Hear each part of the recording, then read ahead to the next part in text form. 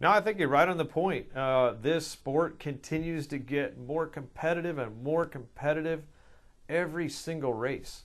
And as we narrow the box down, it seems like as our cars get, we get more, each team gets more competitive and closer in, that it becomes more difficult and we end up getting, literally on top of each other. And that's a good example of how you can go from having a 20th place car that you can't hardly even drive to having a 5th place car. The window is so small on so small adjustments, and these cars are very, very sensitive. And because we've optimized about every point on the car, the same thing's happening in the points. Is we're so fine-tuned that a little bit either way can move you way up and down in points, or can put you from running in a top 5 car to running 20th, and you're wondering what in the world's wrong with my car. So it is getting to be very, very difficult and challenging. We had a brief conversation in our call-in, but we had all the team engineers and crew chiefs and drivers, and that really wasn't the proper time to take up the meeting time to discuss all those things, but we talked about it briefly. And we're going to have a follow-up meeting. Everybody had different schedules this week, so we're going to sit down and talk a little bit about it, and just the expectation and understanding of what what can you do to help another competitor. And certainly I've backed up to Carl before to get stuff off his grill. He's done the same thing for me. But at a big racetrack like Michigan, there's a certain probably distance that a guy can back up. And at the same time, you got to ask yourself, is it advantageous for me, the guy that's got stuff on my grill, to back up to the car behind me and get the stuff off my grill, versus having that guy back up to me? So there's a lot of things that play factors in there. And our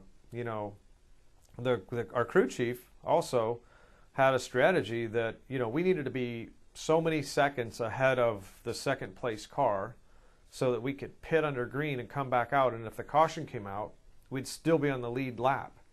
And that's exactly what happened. We pitted, we were on pit road when the caution came out.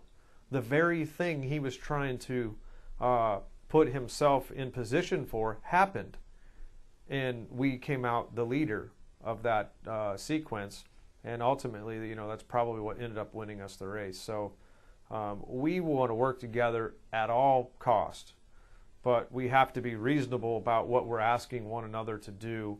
And when I got the message that Carl had paper on his grill or whatever, which I had paper on my grill too, I was looking for somebody as well, a lap car, waiting to get the paper off on a lap car. He was a long, long ways behind us by the time the message got to us, and just didn't feel like it was close enough that we could help him. I think that we're always continue to be faced with challenges. All teams are, whether it's the rocker ratios too aggressive, or valve springs, or issues Toyota's having, whatever that might be. And then same with Hendricks, they're having engine failures. When you start pushing that envelope, we all know that we're right on the edge, and we all do that when it comes to suspension, aero, engines.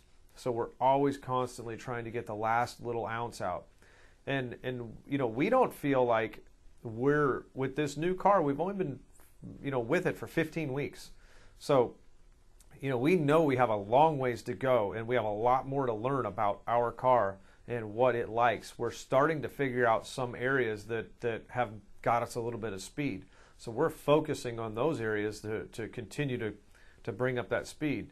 And it's been well documented that the Hendricks cars, last few weeks, it was the Gibbs cars prior to that. It's almost like they passed the baton. Who seems like they have the fastest cars right now.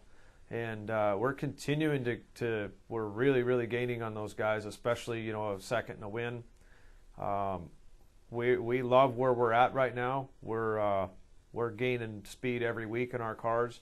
I think they are too. We may be gaining a little faster, and the next 10 weeks will tell the tale. I like where we're at because it seems like we're really, really ramping up our program, and that bodes well for if we make the chase, you know, having some momentum heading into the chase versus last year. We were leading the points the whole way, and, you know, 4 or 5, 6 races before the chase, we weren't that strong, and it looks like we're kind of the other direction this time.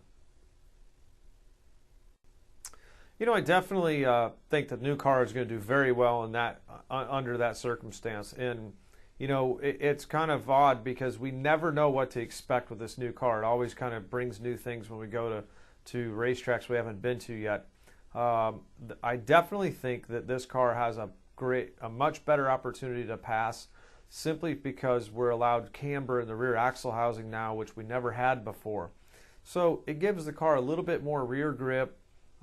Should, you know, make for handling a little bit better. So maybe some more side-by-side, maybe some more passing. Although road racing inherently has always been tough to pass because everybody slows down at the same point to go around the same corner. So I think with this car could definitely promote more passing and better racing because of the attributes it has over the old car.